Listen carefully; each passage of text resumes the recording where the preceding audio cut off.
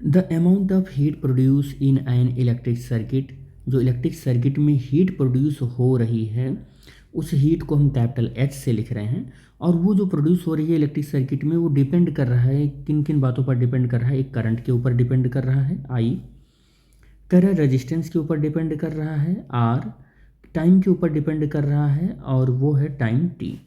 कह रहा है इस तरीके से इन बातों पर डिपेंड कर रहा है।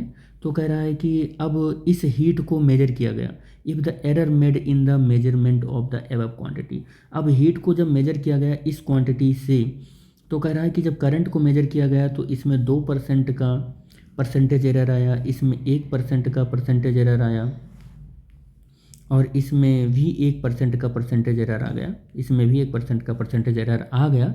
Then the maximum possible error, कह रहा है अब एच को मेजर किया गया तो मैक्सिमम पॉसिबल एरर बताना है, ये इंटू 100 और ये मैक्सिमम पॉसिबल एरर बताना है, मैक्सिमम पॉसिबल एरर बताना है in the total heat produce, total heat produce में कितना पॉसिबल एरर आया। अब आपको ये पता होना चाहिए कि एच जो है इन तीनों फिजिकल क्वांटिटी से किस प्रकार डिपेंडेंसी होती है एच की।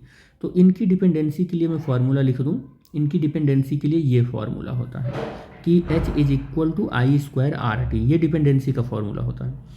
अब इसको अगर आप परसेंटेज एरर में लिखना चाहेंगे तो डेल एच अपॉन एच और इंटू 100 हो जाता है और 2 आगे आ जाता है और डेल आई अपॉन आई और इंटू 100 हो जाएगा और plus del R upon R और इंटू 100 हो जाएगा और plus del small T upon T into 100 हो जाएगा।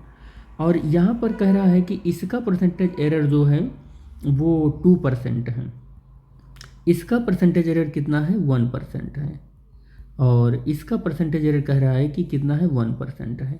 अब आप इसको सॉल्व कर लो, 4 + 1 1 2% और आ जाएगा 6%। इसका जो डेल एच का परसेंटेज एरर है इसको मैं h% लिख रहा हूँ, तो ये मैक्सिमम कितना आ सकता है 6% आ सकता है। कितना 6% आ सकता है।